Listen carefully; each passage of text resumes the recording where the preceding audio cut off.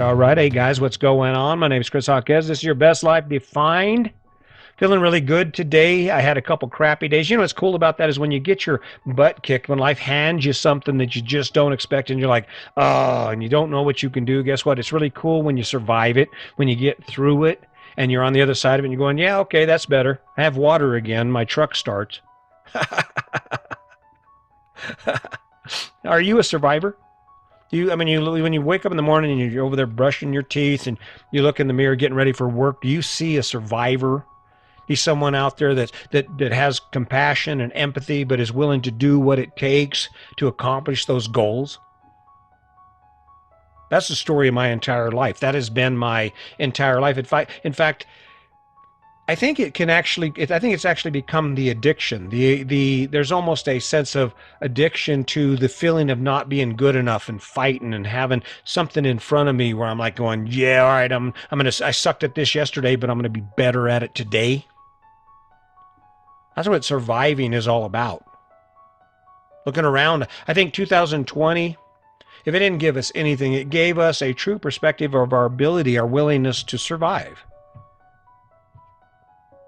Look at what we've been through as a country, as individuals, in nearly every aspect of our life. Think about our relationships. How many divorces have occurred because the people were living together, they were in love with each other, but they couldn't stand each other once they actually got to spend time with each other.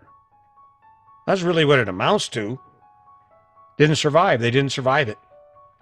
How many people are sitting right now and they're financially strapped? There is no way in the world they can dig themselves out of the hole they're in, and they're not doing anything about it.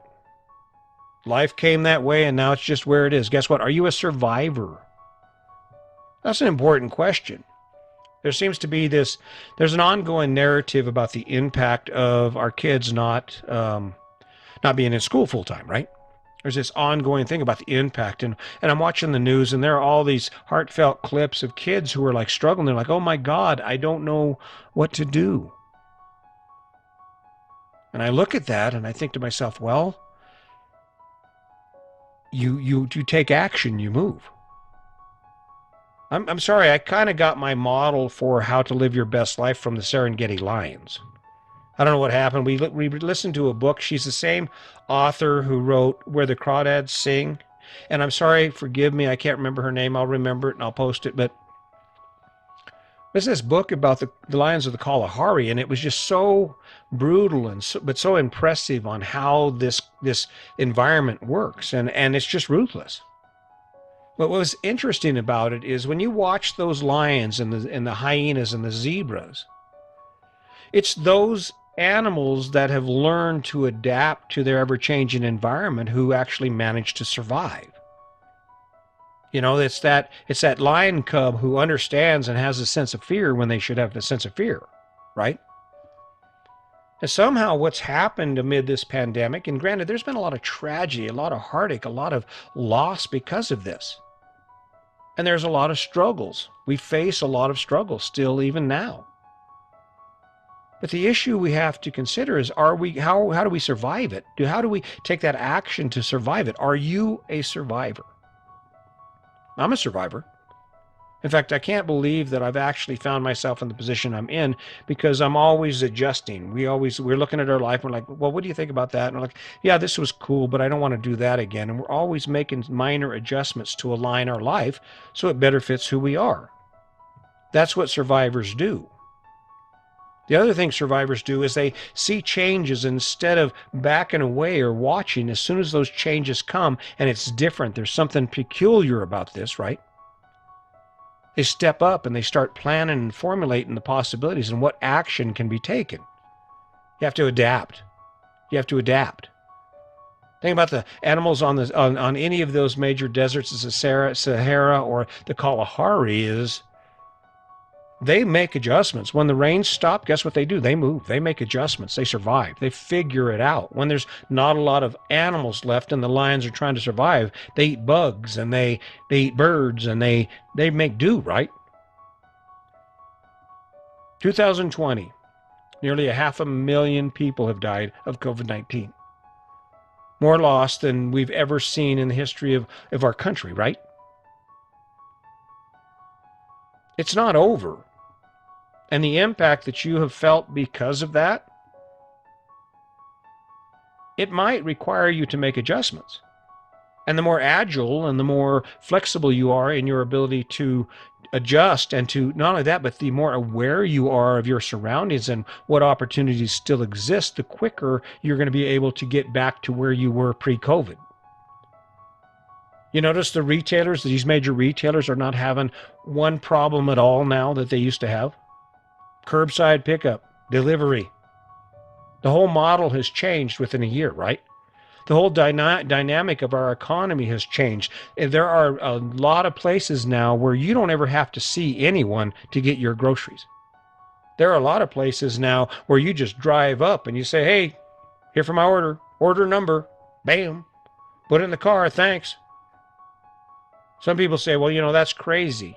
I think the social part of it is crazy, but because I do like people, I love talking to people. This is difficult for me to sit here and do the podcast, or I'm sitting here shooting the video, but it's difficult. This is not the exchange that I want to have with you. I want to watch your expression and hear your stories and feel where you are in your life.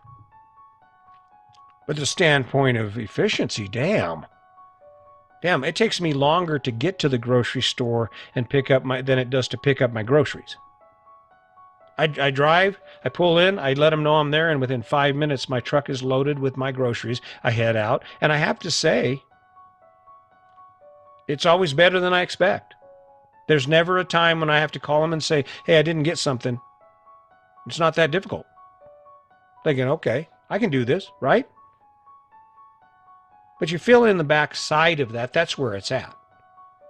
To these issues that our kids are having, this is about being able to adapt. What's funny is we carry around these phones, right? And our phones are actually just mini computers, or portable computers.